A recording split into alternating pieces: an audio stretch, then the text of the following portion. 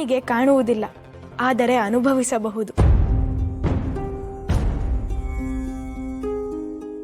ಹಾಗಂತ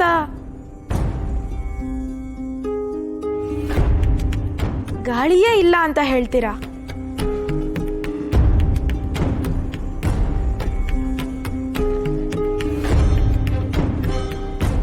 ನೀವು ಯಾವುದನ್ನ ಗಾಳಿ ಅಂತೀರೋ ಅದನ್ನ ನಮ್ಮ ಹಿರಿಯರು ನಮಗೆ ಪ್ರಾಣದೇವರು, ವಾಯುದೇವರು ಅಂತ ಹೇಳ್ಕೊಟ್ಟಿದ್ದಾರೆ. ಕಣ್ಣಿಗೆ ಕಾಣೋದಿಲ್ಲ ಅಂದ ಮಾತ್ರಕ್ಕೆ ದೇವ್ರೇ ಇಲ್ಲ ಅನ್ನೋದು ಎಷ್ಟು ಸರಿ?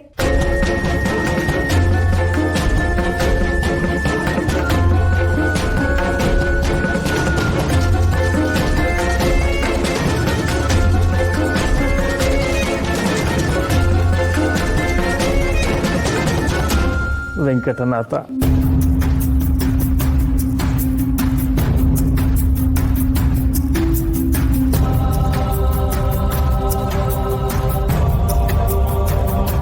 ಶ್ರೀಹರಿ, ನಾನು ಎಂತೆಂಥ ಘಟಾನುಘಟಿ ವಿದ್ವಾಂಸರ ಜೊತೆ ತರ್ಕ ಮಾಡಿ ಗೆದ್ದಿದ್ದೀನಿ. ಆದರೆ ಒಂದು ಮಹಾನ್ ಸತ್ಯನ ನಿನ್ನ ಹಾಗೆ ಸರಳವಾಗಿ ಬಿಡಿಸಿ ಹೇಳಿ ನನ್ನನ್ನು ಸೋಲಿಸಿದವರು ಯಾರೂ ಇರಲಿಲ್ಲ.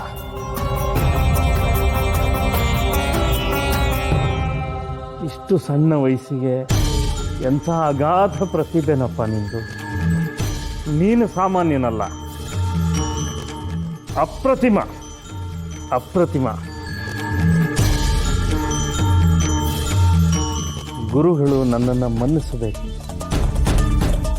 ಇಂಥ ಸಣ್ಣ ಬಾಲಕನಲ್ಲಿ ಅಗಾಧ ಪ್ರತಿಭೆಯನ್ನು ಗುರುತಿಸಿದ ತಮ್ಮ ಚಿಂತನೆಗೆ ನನ್ನ ಸಾಷ್ಟಾಂಗ ಪ್ರಣಾಮಗಳು.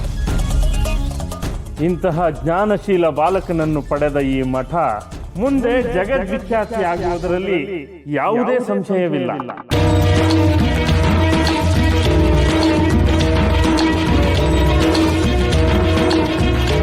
ಅಲ್ಲಿಗೆ ಇಂದಿನ ಸಭೆ ಮುಕ್ತಾಯವಾಯಿತು. ಎಲ್ಲರೂ ಪ್ರಸಾದಕ್ಕೆ ತೆರಳಬೇಕು.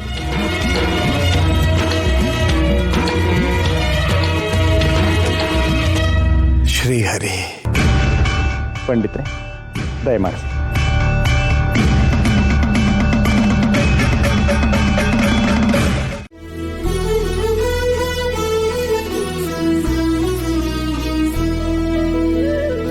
ಶ್ರೀಹರಿ. ವೆಂಕಟನಾಥ,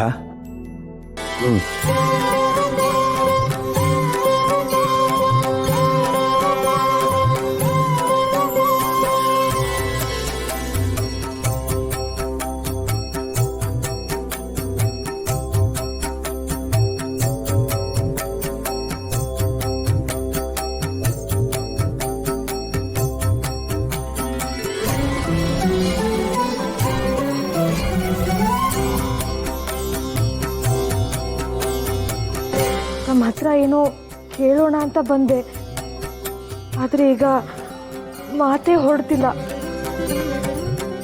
ನಿನ್ನ ಎಲ್ಲ ಪ್ರಶ್ನೆಗಳಿಗೂ ಮೂಲರಾಮ ಉತ್ತರಿಸಿದ್ದಾನೆ. ನಿನ್ನ ಮಗ ಮಹಾಪಂಡಿತನಾಗ್ತಾನೆ. ಅವನ ಭವಿಷ್ಯವನ್ನು ತಿಳಿಯುವ ತವಕದಲ್ಲಿ ಬಂದಿರುವ ನಿನಗೆ ಇಷ್ಟೇ ನಾವು ಹೇಳೋಕೆ ಸಾಧ್ಯ. ನಿನ್ನ ಮಗನ ಭವಿಷ್ಯವನ್ನು ನೀನಾಗಲಿ ನಾವಾಗಲಿ ನಿರ್ಧರಿಸಲಾರೆವು. ಇದನ್ನು ಮೂಲರಾಮ ಎಂದೋ ನಿರ್ಧರಿಸಿ ಆಗಿದೆ. ಚಿಂತಿಸುವ ಅಗತ್ಯ ಇಲ್ಲ.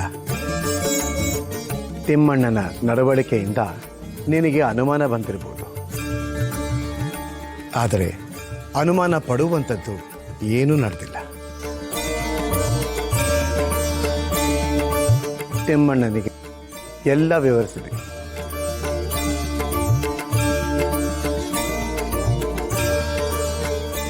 ಶ್ರೀಹರಿ.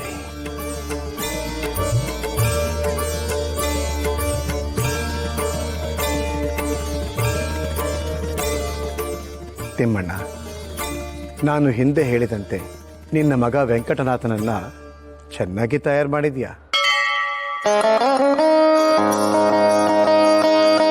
ವೆಂಕಟನಾಥ, ಗೋಪಿಕಾಂಬ, ತಾವು ಪ್ರಸಾದವನ್ನು ಸ್ವೀಕರಿಸಲು ತೆರಳಬಹುದು.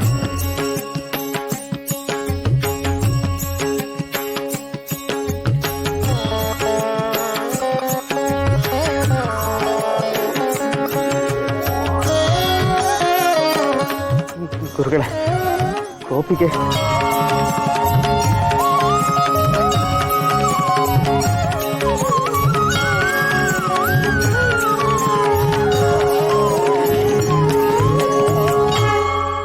ನಿನ್ನ ತಂದೆ ತಾಯಿ ಸ್ವರ್ಗಾವಸ್ಥರಾದಾಗ ನೆನಪಿದೆಯಾ?